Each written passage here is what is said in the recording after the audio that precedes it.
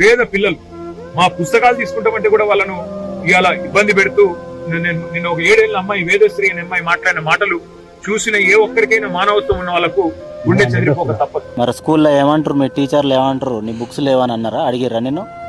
మా టీచర్ వాళ్ళు కాల్ చేసి ఎందుకు స్కూల్ రాలేరు అంటుండ్రు. నువ్వేం చెప్పినావు? నా బుక్స్ అని పోయినా అని చెప్పిన. ఎట్లా పోయినా అని అడిగిందా మీ టీచర్? నువ్వేం చెప్పినావు? నేను మా ఇల్లు కూలగొడితే అప్పుడు బుక్స్ అన్ని పోయినాయి అన్నా.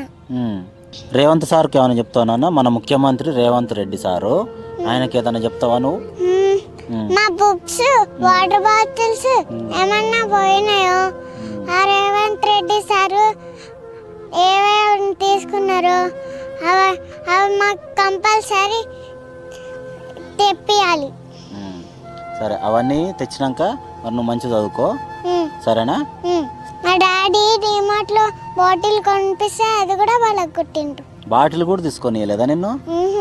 ఆ రోజు ఏం చేస్తున్నావు కూల కొడుతుంటే? నువ్వేం చేస్తున్నావు అప్పుడు? నేను మా మమ్మీ డాడీ పెట్రోల్ పోసుకుంటే చాలా బాధపడ్డా. వాళ్ళ పెద్దలకు ఒక న్యాయం, పేదలకు ఒక న్యాయం అన్నట్టు మంత్రులు, ఎమ్మెల్యేలు, ముఖ్యమంత్రి గారి అన్నలు, తమ్ముళ్ళు వాళ్ళనేమో ప్రభుత్వం ముట్టుకోవట్లేదు.